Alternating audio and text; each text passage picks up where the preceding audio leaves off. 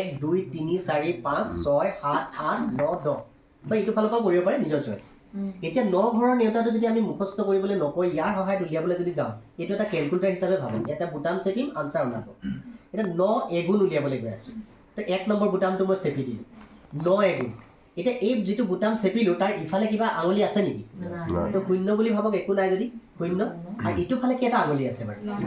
4টা আৰু 5টা 9টা আঙুলি 9 এগুণ 9 হলে তাছত 2 নম্বৰ বুটামটো চেপি 9 দুগুণ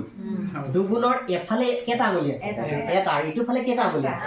8টা 1 10 8 কিমান 18 9 দুগুণ 18 হলে 9 3 গুণ 9 3 গুণ চাওকচোন ভালকে মন কৰক এফালে দুটা এফালে সাতটা তো 2 10 7 27 9 3 গুণ তাৰমানে 27 এটা নিজে নিজে কৰি চাওক 9 4 গুণ আপোনাৰ আঙুলি তুলিয়ক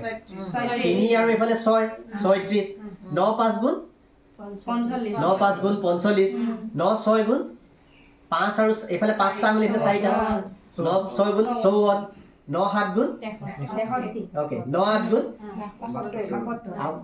ইয়াৰ পৰা চাওক আপোনালোকে টেবুলখন মুখস্থ গাব লাগে 9 9 গুণ 9 9 গুণ এফালে 8 আৰু 1 হৈছে নে একাকি আৰু 9 10 গুণ এফালে 9টা আঙুলি ইফালে একো নাই মানে শূন্য তো 9 9 10 গুণ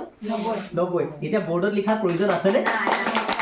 বোৰ্ডত আমাক লিখিবই নালাগে এতিয়া মুখ যদি পটককে 9 8 গুণ হুদে মই 8 নম্বৰ আঙুলিতে বুটাম চেপিম নহয় 9 8 গুণ বলে মই 8 নম্বৰ আঙুলিতে এনেকে চেপিম 8 নম্বৰ চেপাৰ লগে লিখি দিব 7টা আৰু 2টা বলে তো 72 9 8 গুণ 72 পটককে কৈ দিব 9 ঘৰৰ নেউতাটো মুখস্থ বলে এনি টান মোৰ এইটো